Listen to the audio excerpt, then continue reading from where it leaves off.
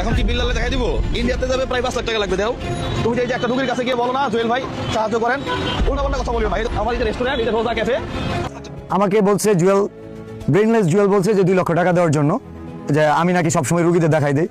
জুয়েল এখন থেকে যতগুলো রুগীকে যত লক্ষ টাকার কথা বলবে, যত কোটি টাকা বলবে, আমি 300 বিল্লাল দিব। আমি নাকি তার রুগীর কথা বলি শেরপুরের কোনি মিয়ার পাশে দাঁড়ানোর জন্য। সে একজন মানবিক মানুষ, সে অন্যের পাশে যদি আঙুল দেয়, সো এটা দেওয়া ভালো না। ভালো কাজগুলোর ক্ষেত্রে আমি তারে অফার করছিলাম এবং চ্যালেঞ্জও দিয়েছিলাম। এটা অনুরোধ ছিল, আগেটা চ্যালেঞ্জ ছিল। তো উনি এগুলো মানতে রাস। ও শুধু কে কয় লাইন লিখলো সেগুলোর দিকে খোঁজ রাখবে। জুয়েল ভাইকে দৃষ্টি আকর্ষণ করছি যে রুগীর জন্য 2 লক্ষ টাকা চাইছেন, সাথে আপনি যে গাড়ি দিয়ে আসেন ওই গাড়ির গ্যাস খরচ সহ, ঠিক আছে, আপনি ড্রাইভারের বকশিস সহ, কারণ ড্রাইভারের ব্রেন নিয়ে চলেন, আমার মনে হয় খুব একটা বকশিস দেন না, ওই বকশিস সহ দিয়ে দিব। আপনি আগামী 3 দিনের মধ্যে আমাদের শেরপুর আসেন। আর শেরপুরের কোনি মিয়ার জন্য যদি সম্ভব হয় এখানে যা আসলেই হবে, আর কিছু লাগবে না। আর যদি না আসেন সেই ক্ষেত্রে বলে রাখতেছি, আমি সবসময় যে বলি আপনাকে খুঁচা দিয়ে না, খুব সুন্দর করে বলছি যে শেরপুরের কোনি মিয়ার পাশে দাঁড়ান। আপনি না দাঁড়ায় উল্টো একটা রুগীকে দেখাই দিলেন 2 লক্ষ টাকা। ভাই 2 লক্ষ টাকা আর কোনো টাকাই না।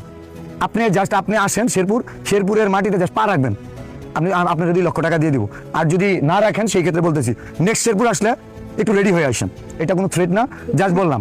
কারণ শেরপুরের কন্টেন্ট ক্রিয়েটরদের সাথে আপনি অপমানজনকভাবে কথা বলবেন, প্রতারক বলবেন, আর শেরপুরের 300 বিল্লালে ভালোবাসার মানুষরা আপনাকে ডাকবে মানবিক কাজের জন্য, ওইখানে আবার আরেকটা কাজকে চ্যালেঞ্জ হিসেবে দিবেন। চ্যালেঞ্জ অ্যাকসেপ্ট, 2 লক্ষ টাকা দিয়ে দিব। ঠিক আপনি জাস্ট আসবেন, আপনার জন্য 2 লক্ষ টাকা জাস্ট রেডি। 2 লক্ষ না, আপনি ওই সাথে কি ওইখানে তো 5 লক্ষ লাগবে, 5 লক্ষ দিয়ে দিব। আপনি জাস্ট আসবেন, আগামী 3 দিন সময় আপনার। আর এই আগামী